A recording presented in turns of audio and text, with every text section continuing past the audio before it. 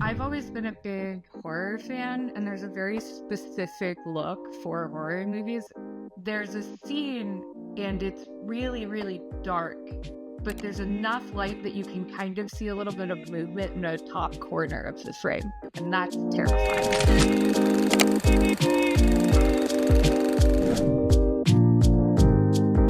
Right now, I'm the global social media lead for TikTok at Uber, so for Uber and Uber Eats. I myself am also just a content creator and have always been creating content.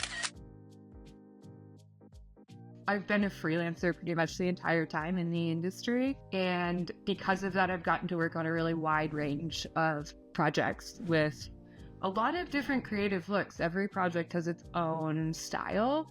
I think the emotional thing is really cool. I'd love to hear sort of like what your favorite types of films when it comes to like color and emotion are to work on. I've always been a big horror fan, and there's a very specific look for horror movies. One of my favorite movies of all time is Hereditary. There's a scene, and it's really, really dark, but there's enough light that you can kind of see a little bit of movement in the top corner of the frame. That subtle light that is clearly added in post-production allows for this really intense fear, because you can see something but you can't really anticipate what it is, and then it's on top of you, and that's terrifying.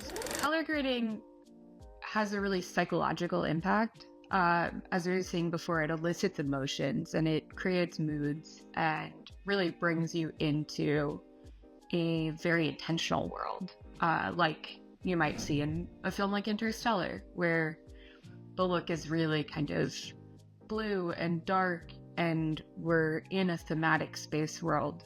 Same with Fight Club, where there's more greens and reds because it's a little bit more of a psychological thriller in a lot of ways. And then you also have black and white at times, like Poor Things. There are whole sequences that are in black and white, and that's on purpose because it's a very different world than the color world, and it delineates those two things and has a psychological impact on somebody because you can see the difference and what the mood is in those worlds. All the content I'm creating is meant to sort of reflect me, my life, my personality. I've always sort of prided myself in being super vibrant and colorful. I love like lots of saturation. I play a lot with the effects, the different filters. I love the enhance filter specifically. It sort of adds this like boldness and contrast.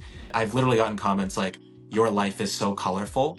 It's a little bit calculated, but I want them to sort of get a sense of like who I am and how I see the world.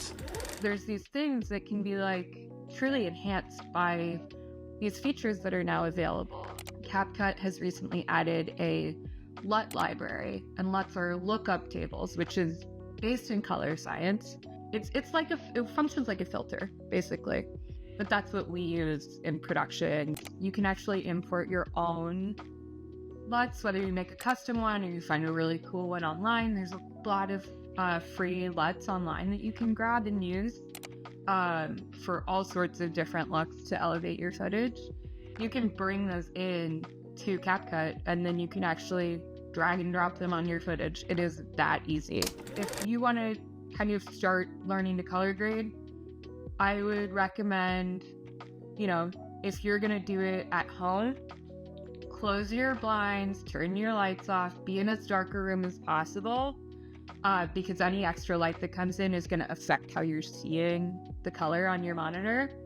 Make sure that the color on whatever screen you're using, whether it's your iPhone or your computer, is not in like night shift or something like that where the screen is yellow, because that's not accurate representation of the actual color that you captured and are trying to work with.